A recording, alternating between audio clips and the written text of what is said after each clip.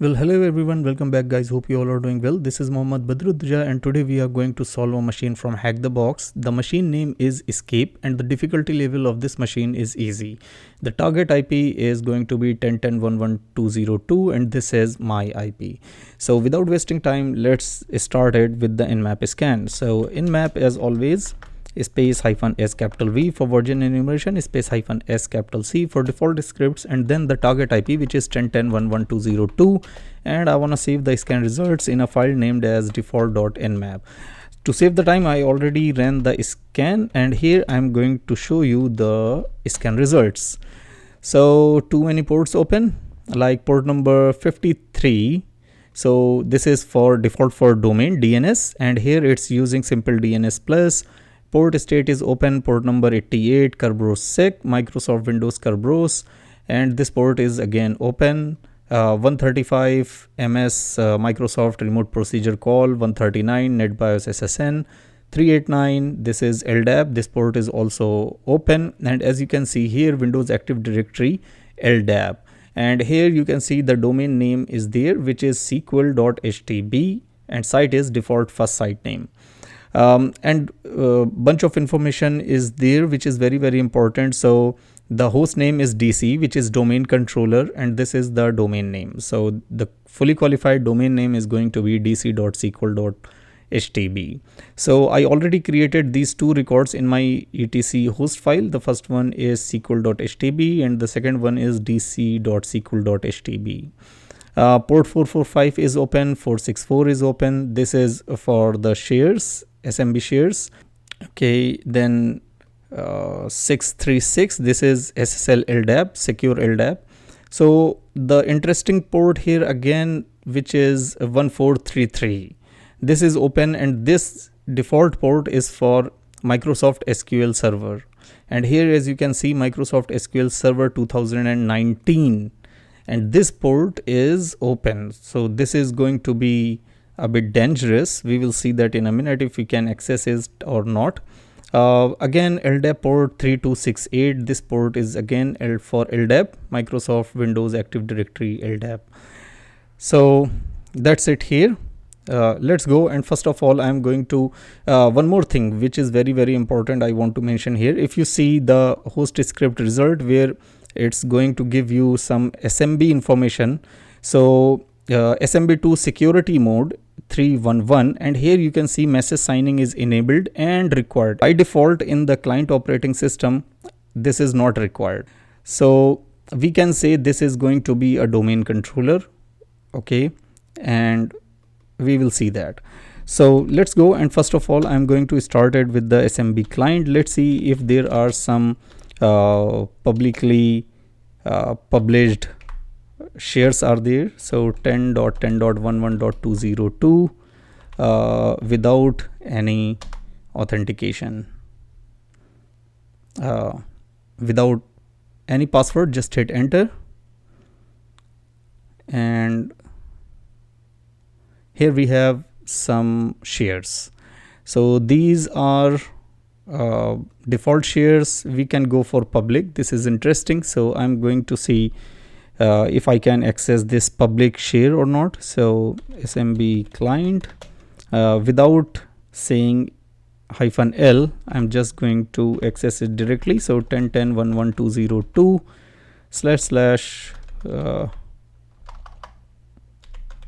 / public,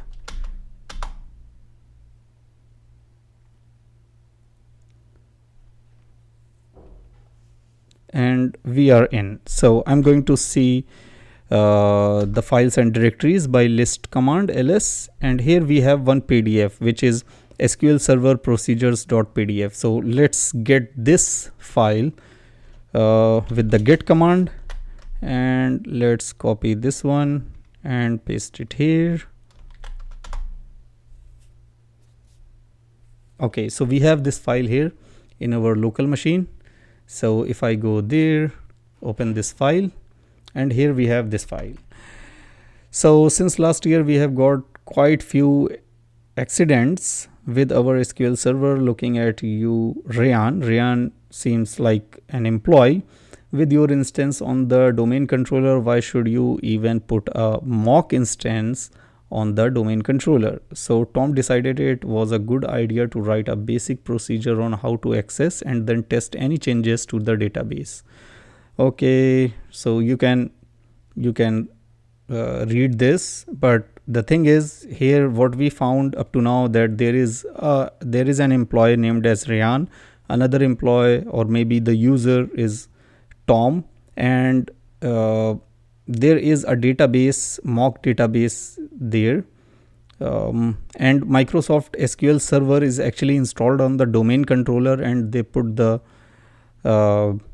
mock instance on the DC. Okay. So here there are some procedures how you can access the SQL Server. So if you are using Studio, Management Studio, you have to follow this way, and if you are going to access the SQL Server with non-domain joined machine, you are going to put this command to access that. If any problem arises, please send a mail to Brandon, and that seems like Brandon is also a username. And here you can see, once I hover my cursor on Brandon, in the left hand bottom corner you can see brandon.brown at sql.htb. So we got a valid username. Okay, and there is a bonus point, and the bonus point is for new hired and those that are still waiting their users to be created and permissions assigned can sneak a peek at the database with user, and there is a username and this is the password. So most probably this user and this credentials, or this user is not a privileged user, but still we can actually access the Microsoft SQL database with this user. So without wasting time, let's go, and I'm going to copy this, Control C, come back here, username is going to be this and password is going to be this, copy, paste it here. Now let's try to access this MSSQL, and I'm going to do it, exit, clear. I'm going to use Impacket. There is a module in Impacket which is MSSQL client, I think, MSSQL client, yeah, this one. So if I say help, okay, so there is the thing, and that's how we can connect to that. So username and password @target. So clear it. Username is going to be this, copy, paste that. Then password is going to be this, copy, paste that. Okay, and then the target IP or the server IP. So now, so here we are connected now, and what we can do, as we can see, there is master database, old value, databases, language, packet size. Fine, so let's go, and here I'm going to try MSSQL pen test. Okay, in that way you can get multiple sources from where you can get the idea that how you can more enumerate and what you can test on the databases. So here, as you can see, these are the nmap scripts. You can also try metasploit. You can brute force the credentials, but we already had the credentials. How you can connect to the MSSQL. So we connected with the Impacket MSSQL client. You can also use SQSH. This is by default, you will find it in your Kali machine if you are using Kali Linux. And these are the commands you can use to get the database information. If I try this one, let's try it again. Too much. SQL instances, databases. a lot of things. So here we can try something to actually execute the shell. We can try to use database. We can try this first of all, version, and paste it here. So you can see this is the version which we already found in the nmap scan, right? Let's try exec this one, copy and paste it here, and there is no matching. Okay, so we can try something like exec master.dbo dot xp underscore dir tree, and then we can actually steal the NTLM hashes. So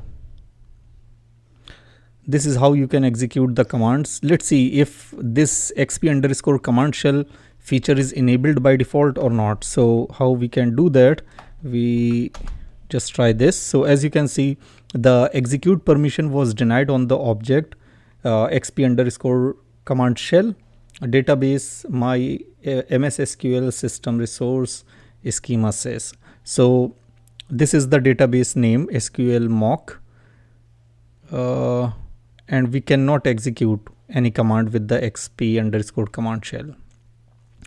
So next thing is we can try to get the NTLM hashes, and how we can do that, we can start the responder, and after started your responder, you can try to access your SMB share which is fake on your machine by using this exec.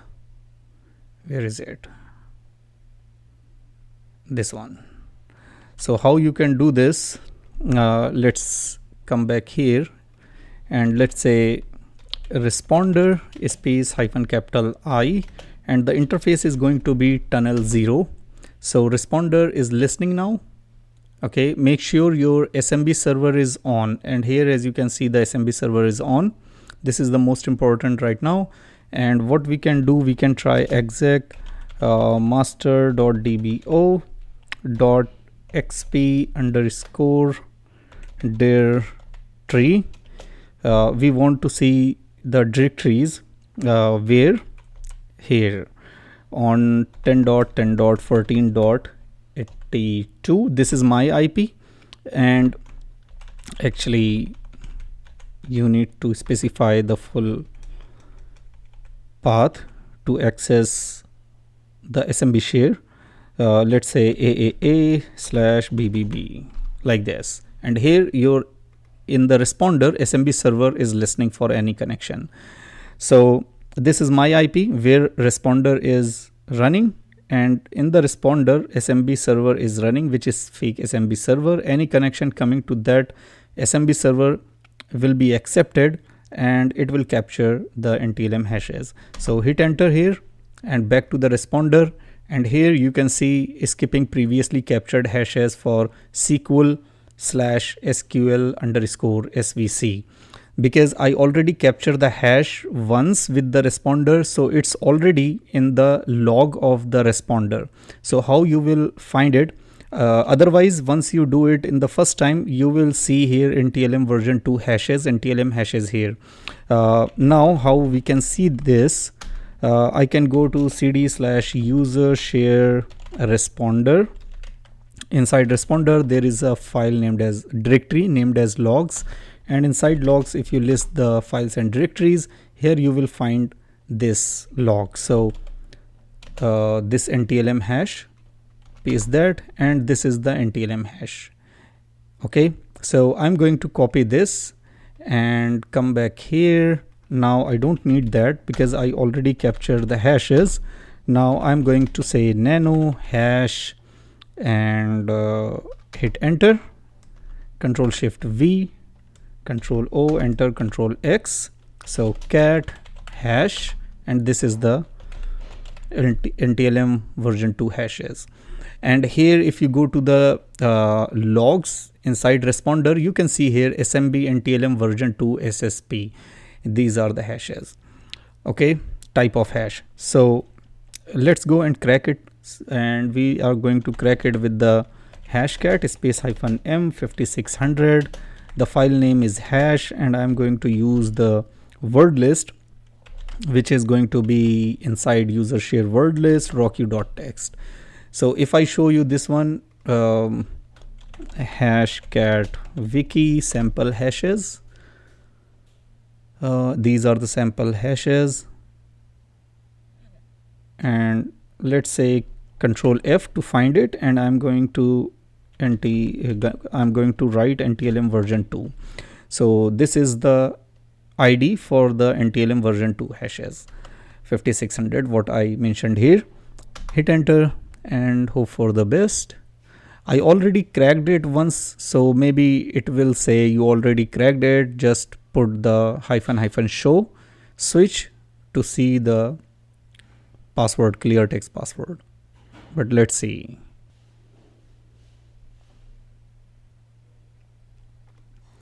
And here you can see this is the plain text, clear text password. So I'm going to copy this back here, and the second user is going to be username. Username is SQL_SVC, and the password is going to be this. Save it.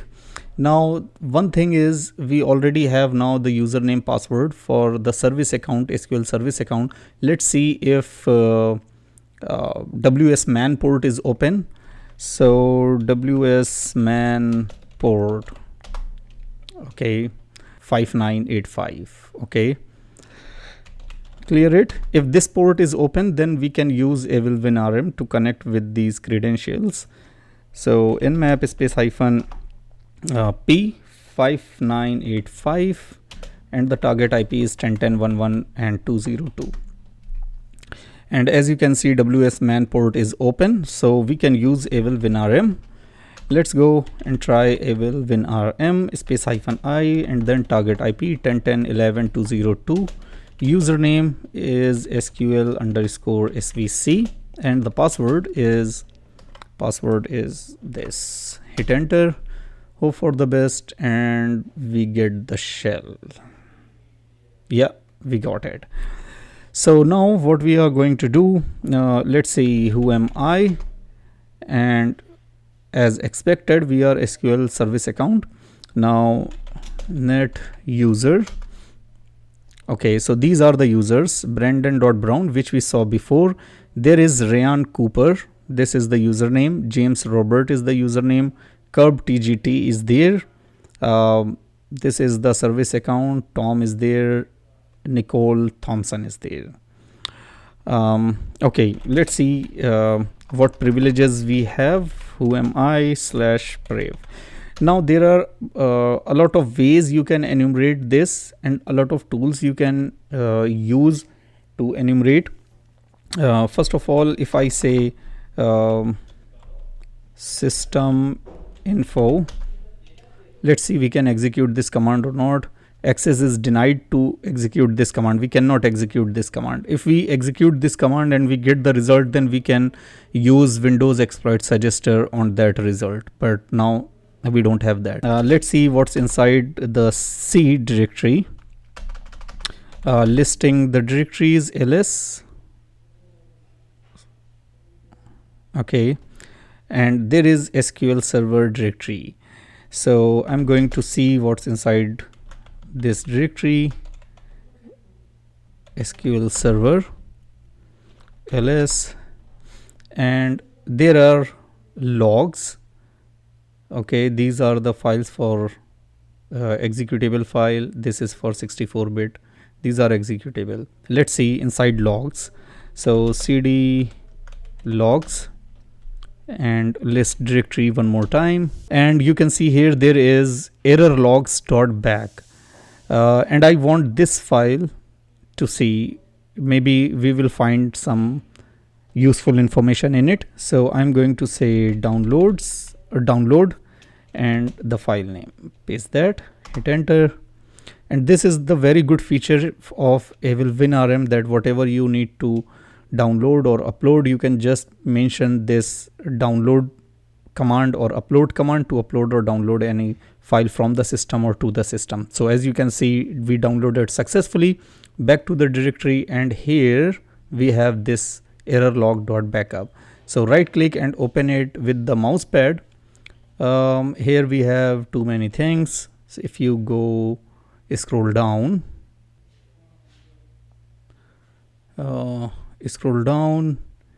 and here you can see the server name is ADCS mock. Starting up database MSSQL. Let's scroll down a bit more.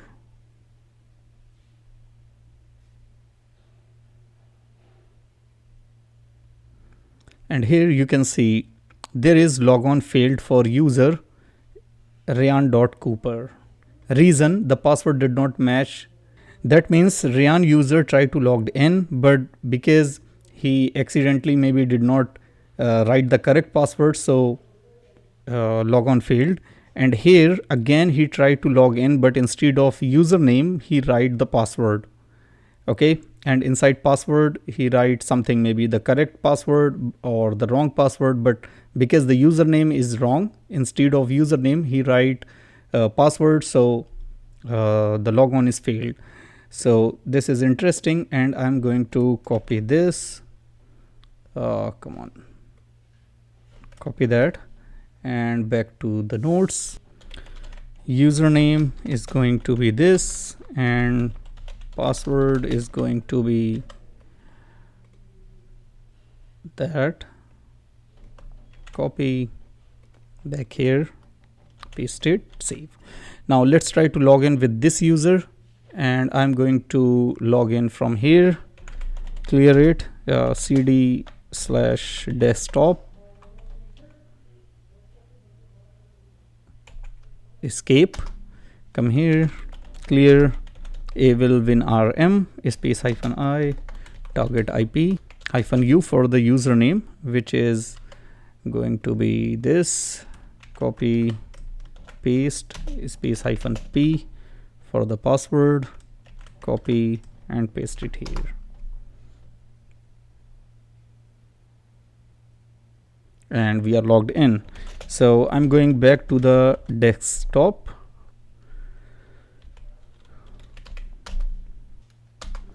ls, and here we have user.text. So type user.text, hit enter. Yes, type user.text. So this is the first flag for us. Now let's see, we can execute system info command here or not. Access is denied. So let's see what privileges we have. whoami/priv, and we have the same privileges. I'm going to upload here WinPeas. So upload /opt directory, I have WinPeas x64.exe, and it's saying this path I'm trying to copy from this path, upload from this path, and this path is incorrect. So exit from here, clear this, and let's change the directory /opt, and here I'm going to again connect with WinRM, and now I'm going to upload it. So upload WinPeas x64.exe, and now this time it's uploading. So it's copied successfully. If we list here, we can see WinPeas is there. That's perfect. Now let's execute this WinPeas. So paste that, hit enter, and let it run. So now we are done here, but we found one interesting part in the WinPeas. Here you can see in this section of the certificate, enumerating machine and user certificate file. So there is a service the Active Directory Certificate Service, which is ADCS.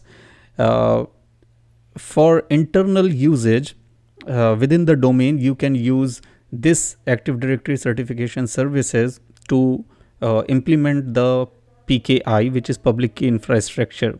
So you can assign the certificates, okay, for digital signatures, for encrypting the sessions to avoid the man in the middle attacks.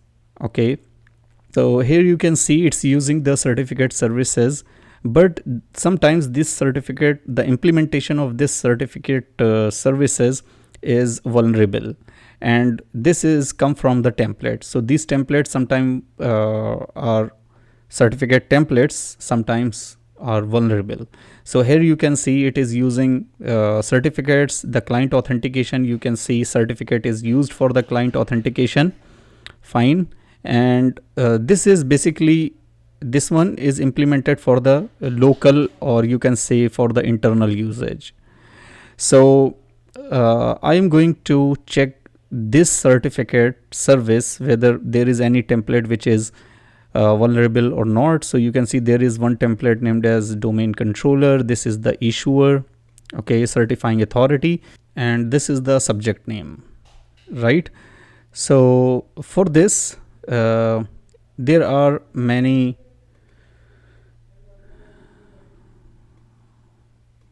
resources. You can go to payloads, all the things. You can go to the hack tricks, and you can also go to this exploit notes hdks.org.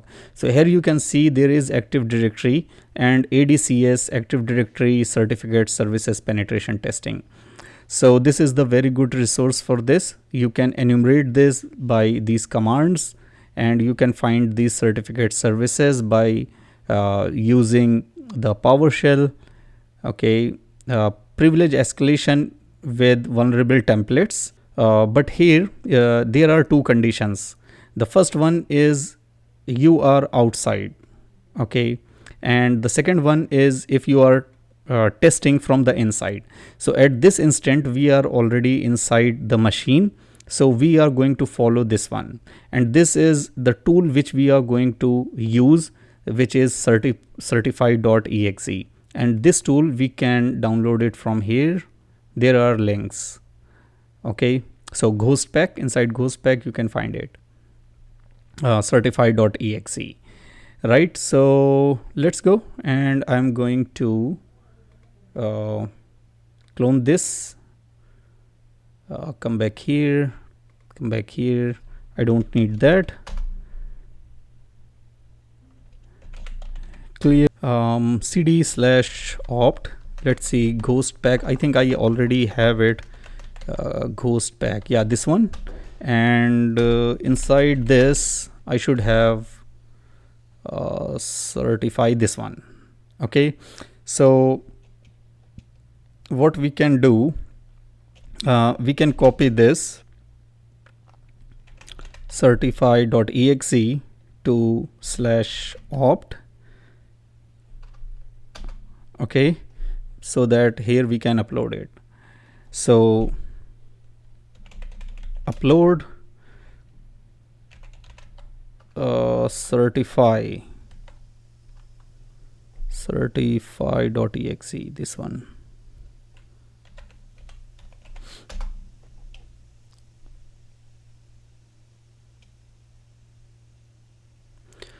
Okay, let it upload, and here we can, so first of all we need to find out the vulnerable template, and after we find a vulnerable template we can go and request a certificate in the PEM extension, and then we need to convert this PEM extension into PFX, okay.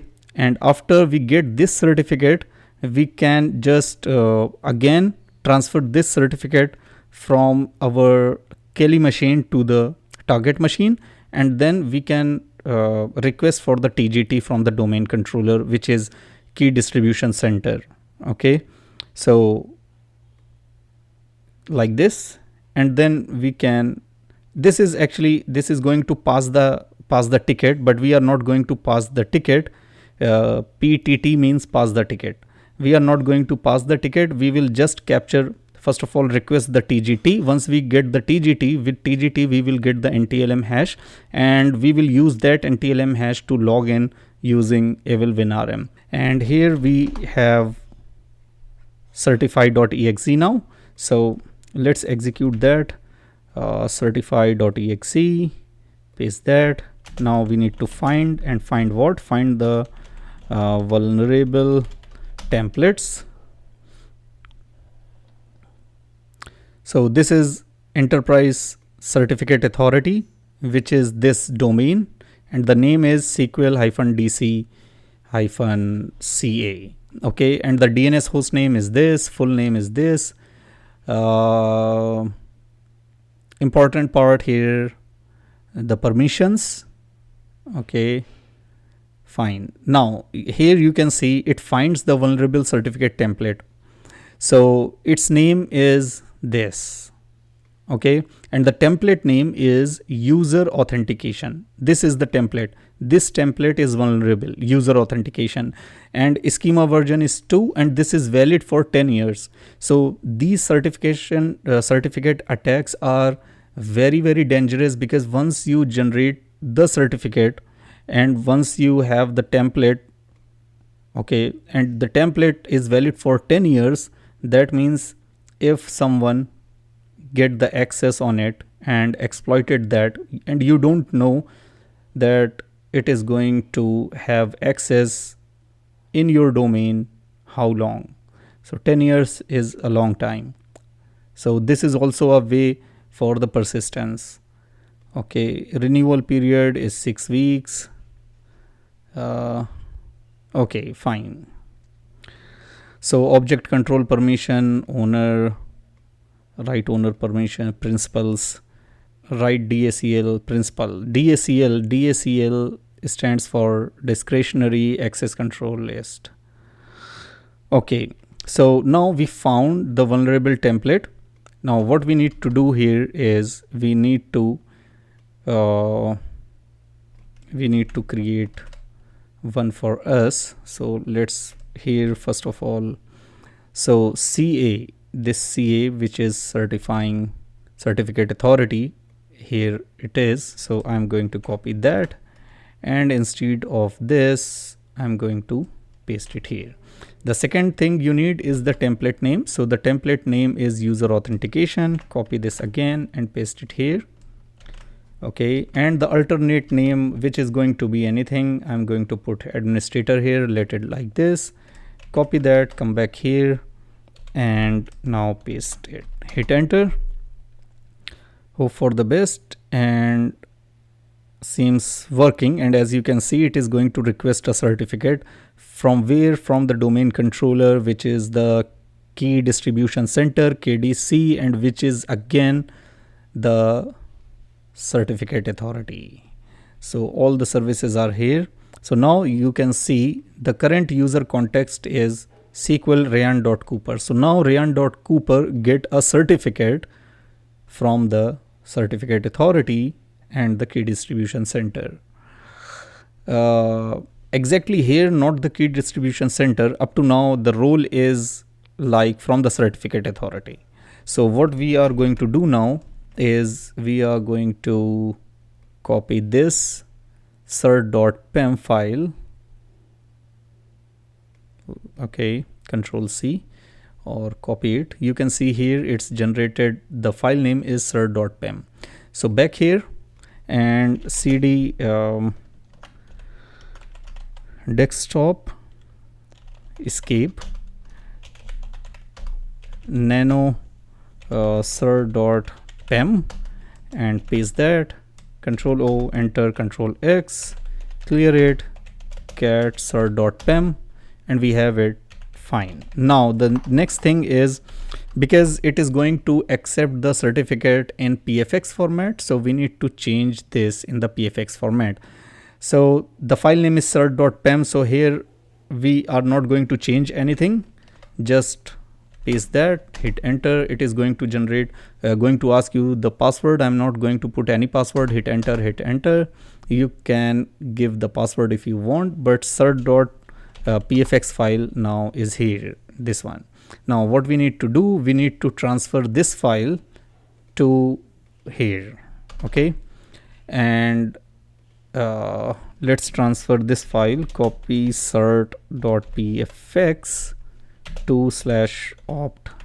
So again, upload cert.pfx and hit enter, and that's going to be uploaded.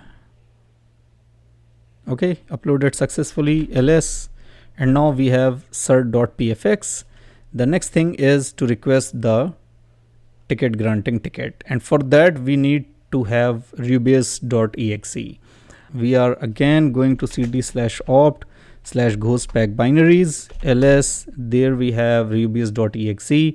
Simply I'm going to copy this rubius.exe to/opt and back here again, and here I'm going to upload this time, copy the file name, come back here, paste it, hit enter. So you can see the path is correct and this is going to be uploaded. Now this is going to be your command to request the ticket granting ticket. Come back here, I'm going to form this command here. So ask TGT, it's fine. Username is administrator, certificate is going to be cert.pfx, and instead of passing the ticket, I'm going to say get credential. Get credential, credentials, yes. So I'm not going to pass the ticket, I'm going to get the credentials. So here we have Rubius. Now paste the command and make sure you are going to get these credentials. Okay, so for the user administrator, here you can see for the user administrator, it is going to give us the credential, and here you can see we get the NTLM hash. So now what we are going to do with that hash, I'm going to copy it here. Okay, come back here, clear it, evilwinrm space -i 10.10.11.202. this is the user, this is the target IP. Then the username is going to be administrator, and the password, instead of password I'm going to use hash, and this is your hash. Copy it, come back here, paste that, hit enter, and we get logged in. So who am I? I am administrator. cd /desktop, listing the files and directories, and here we have the root.txt. so clear it, clear not work here, cat root.txt. so this is the final flag, root flag. So that's it for this video. Hope you like the content. If you like the content, please like, subscribe and share. I'm going to see you in the next video. Bye.